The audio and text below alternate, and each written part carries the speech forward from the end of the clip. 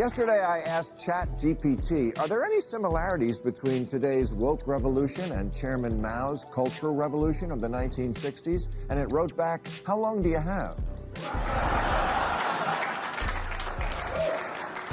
Because, again, in China, we saw how a revolutionary thought he could do a page-one rewrite of Humans.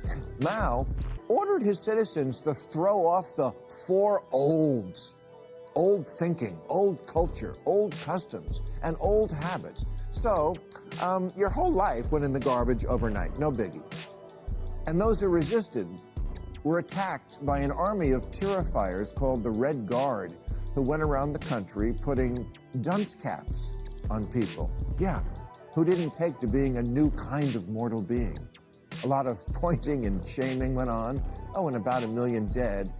And the only way to survive was to plead insanity for the crime of being insufficiently radical, then apologize and thank the state for the chance to see what a piece of shit you are.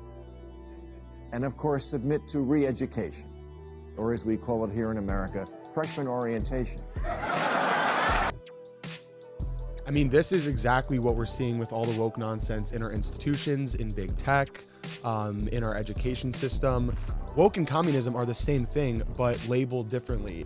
In opposition to what was called communism in those days, today it's called woke. It's saying that you need to conform to the group think. You need to say these things, you need to think these things, and if you don't, you're gonna be outcast from that group.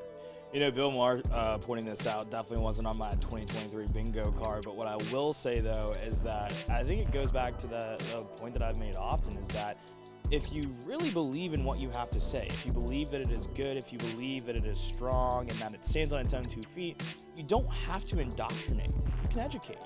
And you don't have to do what so many institutions of higher learning are doing today, teaching students not how to think, but what to think. There is a war on critical thinking in this country today because woke cannot withstand the scrutiny.